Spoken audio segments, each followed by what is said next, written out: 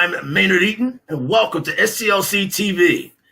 And joining me, of course, is our president and CEO, Dr. Charles Steele Jr.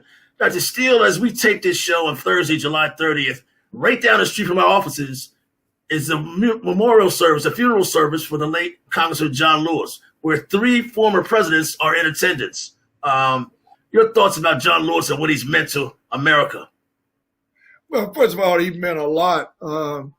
I've known John for at least 40 some odd years, and he used to speak for me when I was president of the local chapter of SCLC.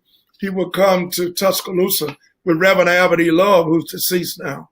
And it's just amazing. As you know, Reverend Albert E. Love was my special assistant for 4 or 5 years at SCLC. And Reverend Love passed the first of the year. And 6 months later, Congressman John Lewis passed. And Reverend Love also worked for several years, 4 or 5 years, as an assistant to Congressman John Lewis. So it's just amazing within a 6-month period of time, Reverend Love passed and now Congressman John Lewis. So that's my relationship. I always had a relationship through Reverend Love and Congressman John Lewis, and we've known each other for 42, 45 years. And John Lewis, Congressman John Lewis, was such an outstanding person with my chairman of the board and a very good friend, and also a roommate with Dr. Bernard Lafayette at American Baptist College in Nashville, Tennessee. So it goes very, very rooted in terms of our relationship with Dr. Bernard Lafayette, chairman of our board, and none other than Congressman John Lewis, and then Reverend Love. That brings me full circle. And I can't help but think about the impact that Congressman John Lewis, along with his relationship with Dr. Bernard Lafayette, has made upon me, and we are continuing today, along with Dr. Bernard Lafayette, in the spirit of their being roommates at American Baptist College. We're located at 320 Auburn Avenue, our SCLC offices. John Lewis represented that district, that area, for all the time he's in Congress, 33 years, right? He was our congressman. That's correct. And he, as you know, in our, I still say new building, 2007, that we accomplished building a state-of-the-art building there on Auburn Avenue with the Southern Christian Leadership Conference. And that was a vision of mine that Dr. Bernard Lafayette and Congressman John Lewis supported. Couldn't have done it without that type of support. And the business community in Atlanta, Georgia, and around the country supported that vision. And Congressman John Lewis was at the groundbreaking. And that meant so much in terms of all of the civil rights leadership supporting this little country boy from Tuscaloosa, Alabama, and Congressman John Lewis from Troy, Alabama. I mean, that was inside of me without me even making that announcement. Dr.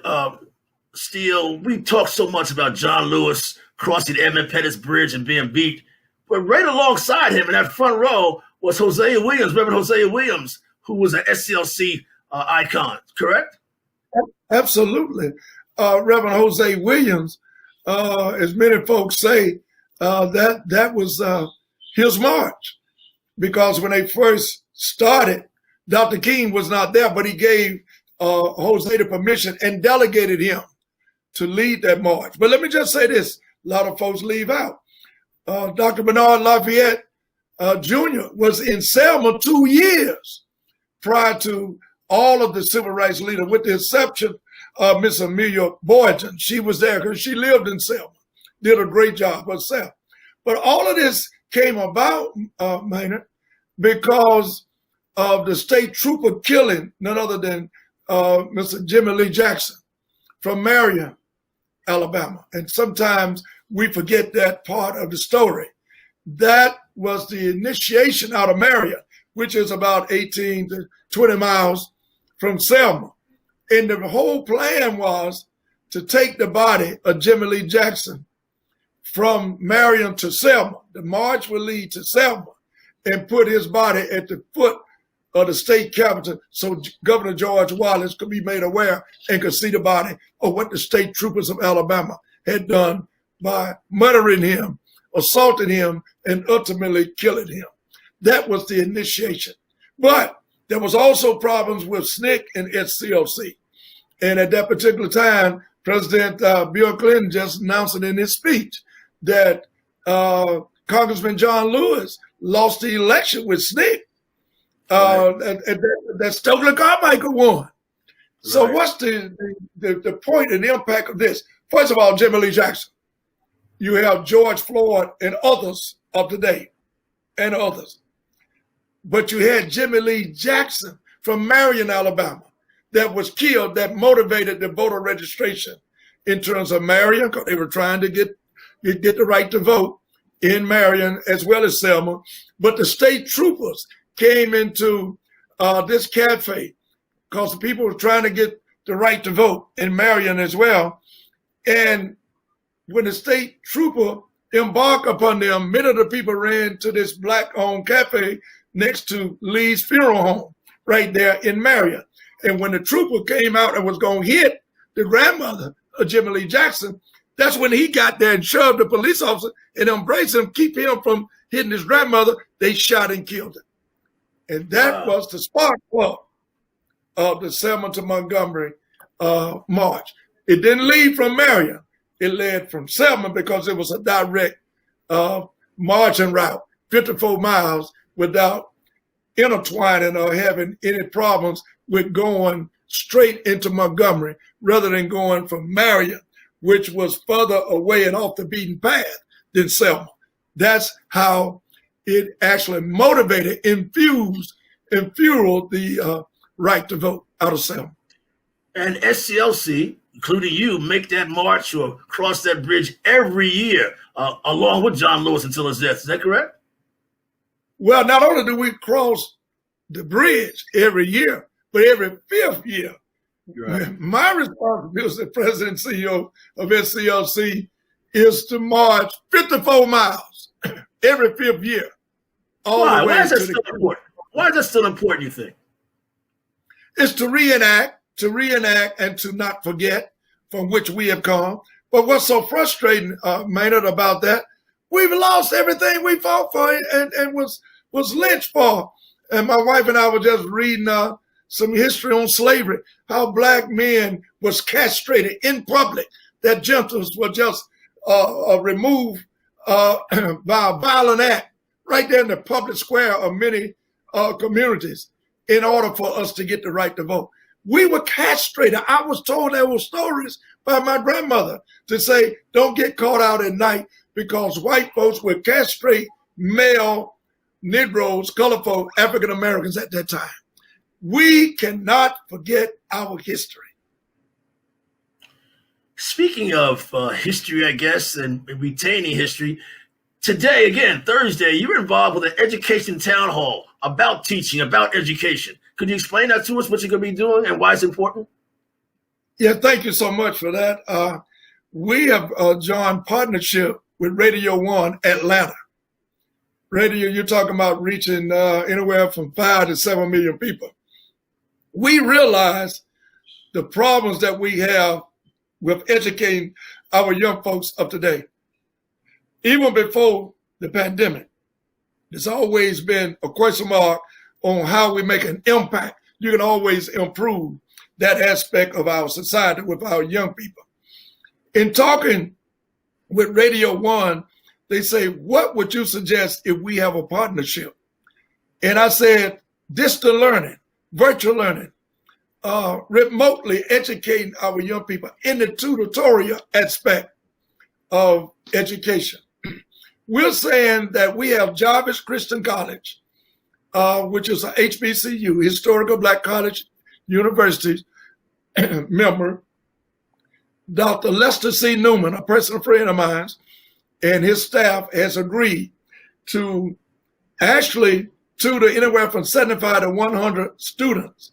And we're going to start in Atlanta, Georgia. But virtually and distant learning, you can be anywhere in the world, which is so beautiful. And we hope to bring on other HBCUs.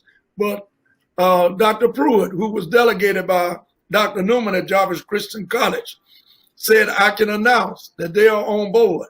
They have their students that's in the education department and community service department. They have to have this requirement to tutor these students in order to graduate. And they are basically juniors and seniors. This is a blessing in disguise in terms of relationships, Mr. Eden. And we hope to come right here with the Atlanta University setting as well. But we had to get started. We had to get started immediately because we don't want our kids to fall any further behind. But this afternoon, we're going to have a town hall meeting explaining what we are doing with Distant Learning and a tutorial program with Radio 1 that will carry throughout the metropolis of Atlanta, Georgia. This is the first beginning of something of this magnitude, and it's starting with SCLC. But you also, as you well know, and I'm sure your wife knows since she's an educator, how schools in Atlanta are all going to be virtual. They're not opening. There's no in-person classroom in Atlanta teaching this semester, or at least right now, at least. So this is going to help even more because students will be home on their computers learning, right? Absolutely. And we have sponsors at the table, and there are going to be many inner cities students that can't afford an iPad or a computer. And we're going to have corporate sponsors to bring that about. But at the Jarvis Christian College level, Dr. Pruitt told me that technology is no problem. They've already supplied themselves for the necessity of something of this magnitude, so we can start immediately. And then, Mr. Eden, that'll be the fact that internet provider would not be available to some of our African-American students in low to poverty type of situation economically, not just with people who are disadvantaged of color, but all of us are disadvantaged at this time, with the exception of very few rich folks. But we're going to have the availability and accessibility to those who can afford iPads and the technological instruments that they'll need, that we will have them provided through various sponsorships from corporate America. This is a win-win, and we're working through the parents, and they can go through SCLC, and we'll have that information made available in terms of tutorial type of getting online to register with SCLC. But you can always call our office, and we'll make that available. But next week on our program, we will have all of the detail for the public that will go viral in terms of this country, and not just here in Atlanta. Tell me, sir, and tell the audience, is this for elementary students, high school students, college students, or all the above? Right. It's going to go from elementary school all the way to seniors in high school. This tutorial service will be provided. Isn't that amazing? We have HBCUs, Mr. Eden, who will be there provided. And we're cutting the politics out. You know, education is a big mechanics of politics when you go to the top and looking from Washington, D.C. to the states and then local. We bypassing any politics dealing with our young folks. We're going directly to the family, to the parents, and to the students, to the family or the institution of the family to get this done. No layers of politics. Speaking of politics, the former Republican presidential candidate Herman Cain died today, or it was announced he died today, of COVID-19. This disease is insidious. I mean, it's really killing folks. It really is. I understand. I haven't done my research, but I was made aware by you and a couple other people. I've been on the road in the last 48 hours. But I understand that he was at the rally that our president had in Oklahoma, and he wasn't wearing a mask. This is serious. but it also can be a learning opportunity for us to understand.